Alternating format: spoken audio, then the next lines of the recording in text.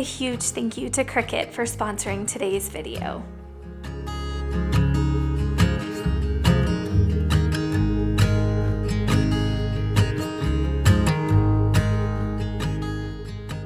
Hey friends, welcome back to my channel and welcome if you're new.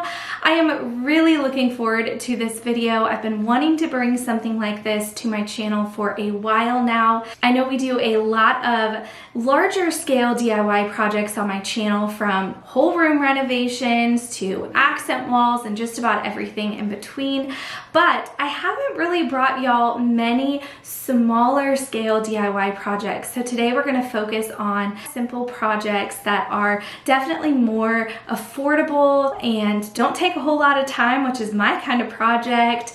We're really just taking those everyday ordinary pieces and transforming them into something that's more worn and has that antique or vintage feel to it, which is a really sought after look right now. And I am so excited to be bringing them to you. If you like videos like this, make sure you give it a thumbs up.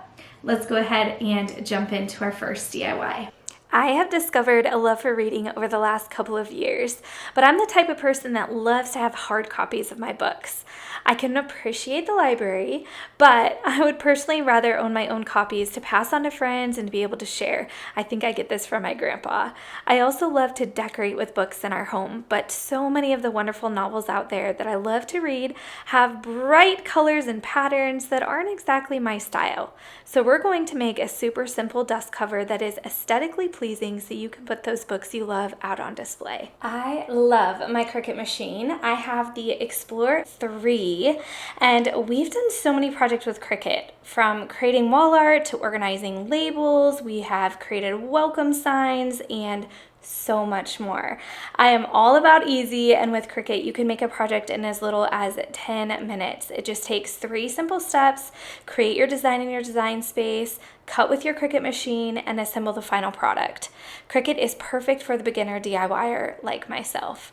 CRICUT Design Space is a free software that is so easy to learn. It provides step-by-step instructions as you're navigating your CRICUT. And the best part is that CRICUT's affordable and totally worth the investment. So I'm going to walk you step-by-step through our project today. For our project, you're going to need some 12 by 24 inch cardstock. I grabbed mine at Michael's. It's the neutral pack, as well as a grip mat in the 12 by 24 inch size.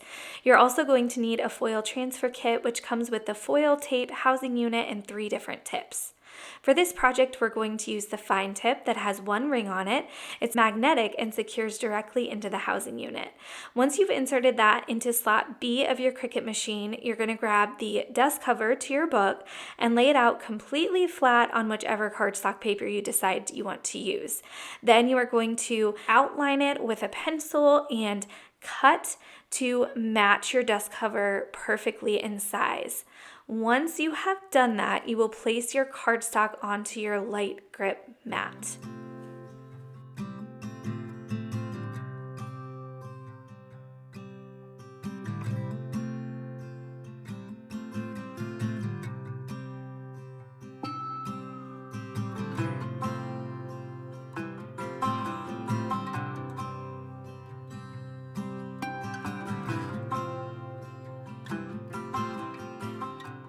Next, you want to make a small mark at the center point of the title that is on the spine of your book. This is so you align your book title in the middle of the book spine.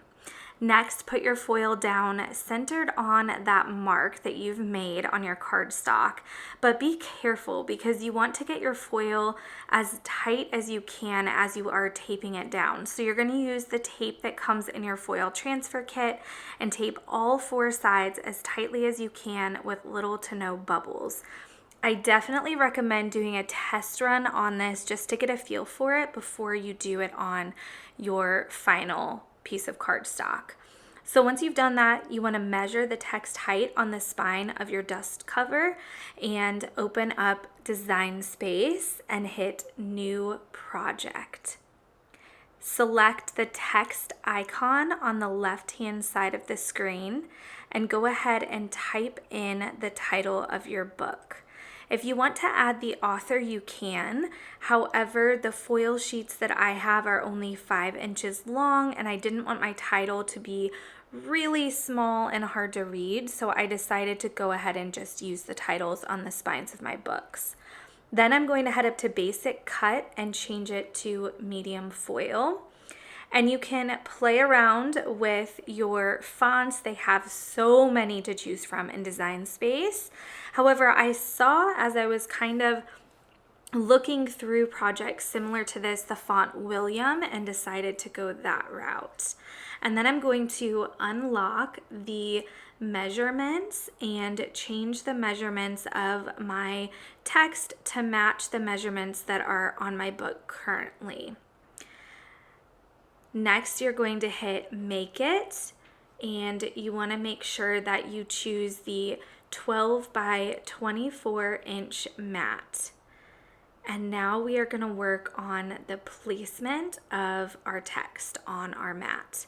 So the placement will reflect what you have on your mat in person in front of you. So each square on your mat and on the computer is equal to 1 inch, which makes it really easy for getting the correct placement of your text.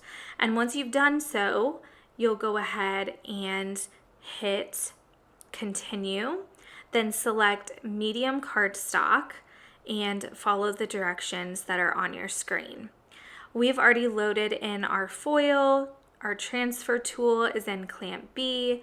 We've also already taped our gold foil shiny side up on the base material, which is our cardstock. So we're going to load our mat, press the load and unload button that should be blinking on your CRICUT.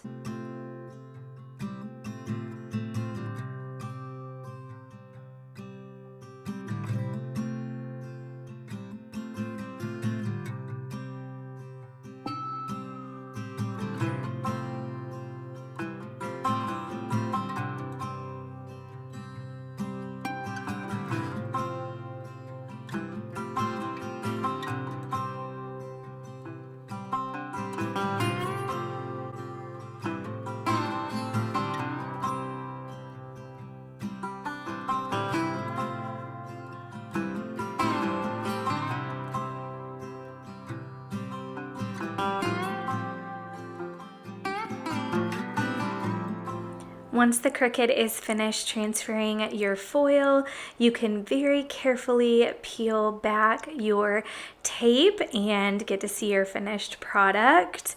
It looks amazing. I'm so happy with how this turned out. This was such a fun project to do because I have never done anything like this with my CRICUT before, so seeing the foil transfer process was just really neat. Now I'm just going to line up my dust cover on my book and just make sure that I get my title centered in on the spine. The good news is with this is that you have a little bit of wiggle room because you are going to be folding your edges over. It's okay if you have to go a little bit more to one side than you had originally planned on. So there is just a little bit of grace for that, which I can appreciate. And you're just going to make those marks on your dust cover by bending over or folding over the edges, get a nice little crease, and then you're able to fold your dust cover pages into the front and back of your book.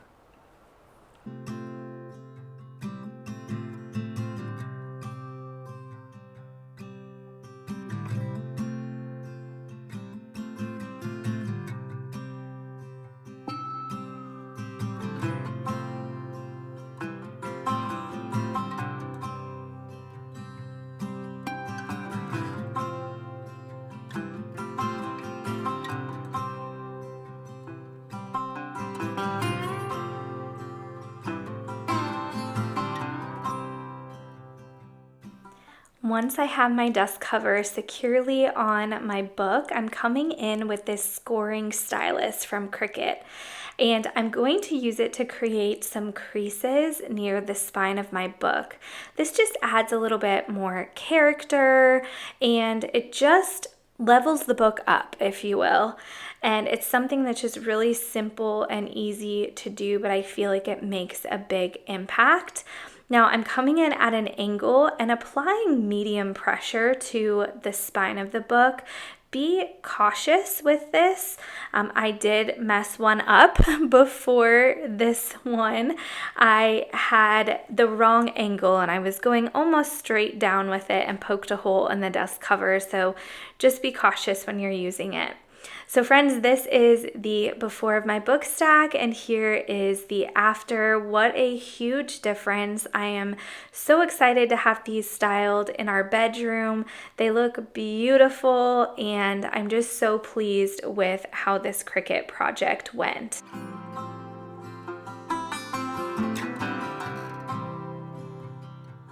I'll have links for all of these CRICUT products and everything that I used in this video today down in the description below, so make sure you check those out.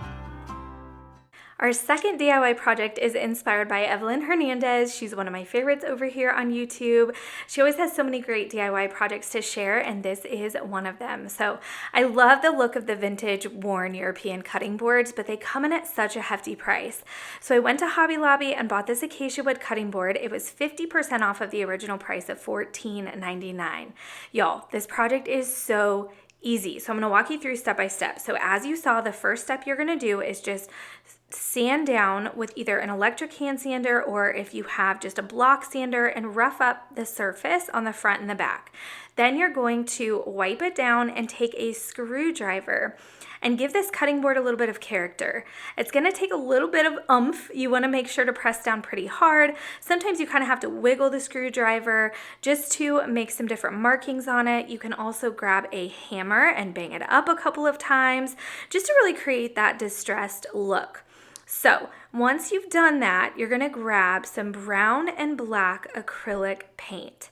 I just happened to be at Hobby Lobby when I was purchasing this cutting board, and so I thought I was just going to go ahead and check theirs out. I grabbed these two paints. They are a little bit more expensive than what I found online, but they were 50% off, and just with how affordable this project already was, I wanted to just have the convenience of grabbing it all in one spot.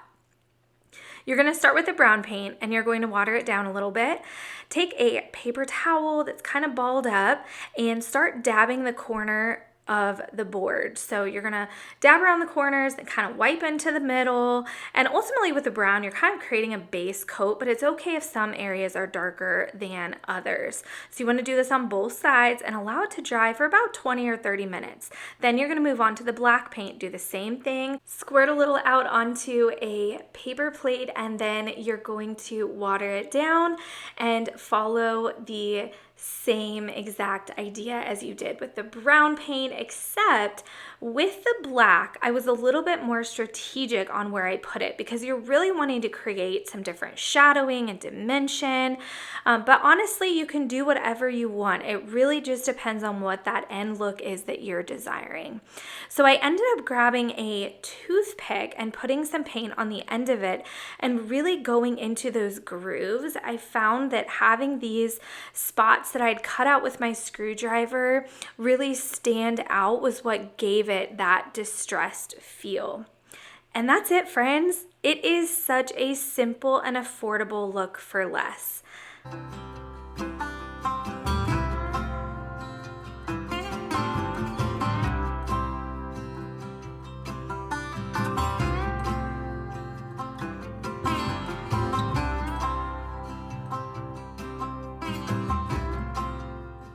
Y'all know my love for the vintage milking stool, so I thought, why not give this a try with one of the stools at Hobby Lobby. They had these sitting out on one of their little display tables. It was really inexpensive after the 50% off. I think it was about $15, and so I just followed the exact same technique as I did with cutting board, and I think it came out super cute.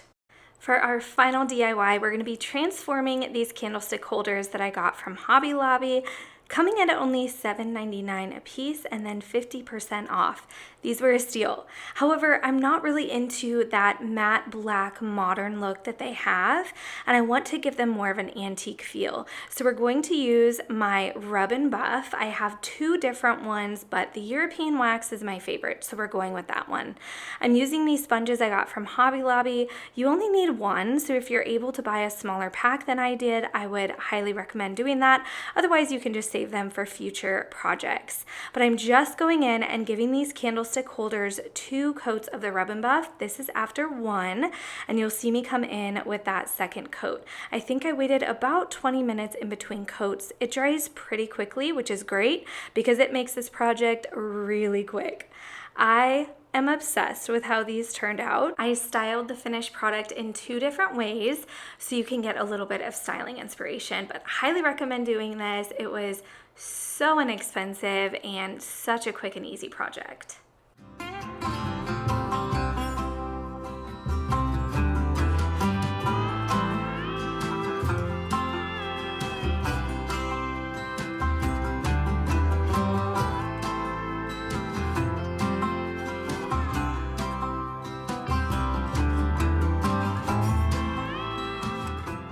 Friends, thank you so much for being here today. That is all for this video. I hope you got tons of DIY inspiration. If you do decide to do any of these DIY projects featured in today's video, I would love to hear from you down in the comments below. Let me know which ones were your favorite, or if there's one that you'd like me to do that I haven't done. I would love to do another video like this in the coming weeks or months. I think that would be so much fun. Also, one last thank you to CRICUT for sponsoring this video. Don't forget to check them out at the link in my video description down below. Alrighty friends, I hope you have a wonderful day and I'll see you in the next one.